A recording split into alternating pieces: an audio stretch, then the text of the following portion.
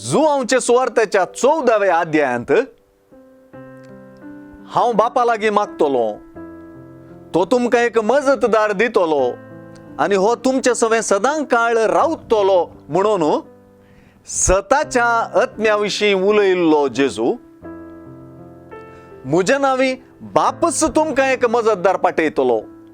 तो पवित्र आत्मो तुमकां सगळें शिकयतलो आनी हांवें तुमकां सांगलां तें सगळें तुमच्या उगडासाक हाडतलो म्हणून प्रावादपणी सांगलोलो जेजू आज मरणांतलो पुनर्जीवन जाला.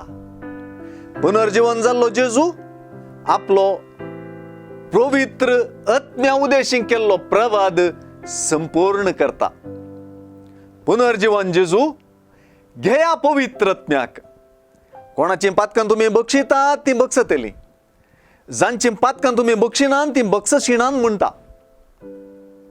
जेजूचो प्रवाद खरो जाल्ल्या ह्या जेजूच्या उतरांनी एका देण्या संगी आनी एक प्रावादी बसावणी लाभली.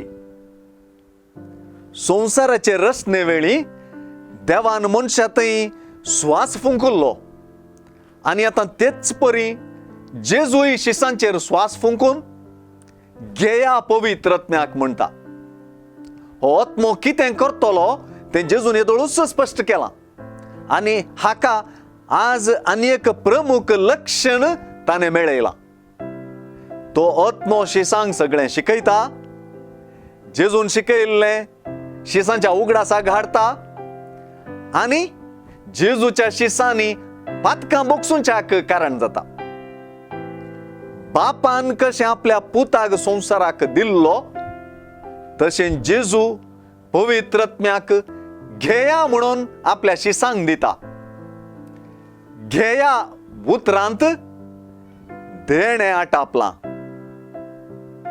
आनी हेंच देणें वर्तवता पेंतेकोस्त. ह्या देण्याच्या बळान शिस आनीक दारां भितर बसचे नात. ते दारां उगडून वेतले, मेरो उतरतले, शिमा पर्यंत पावतले.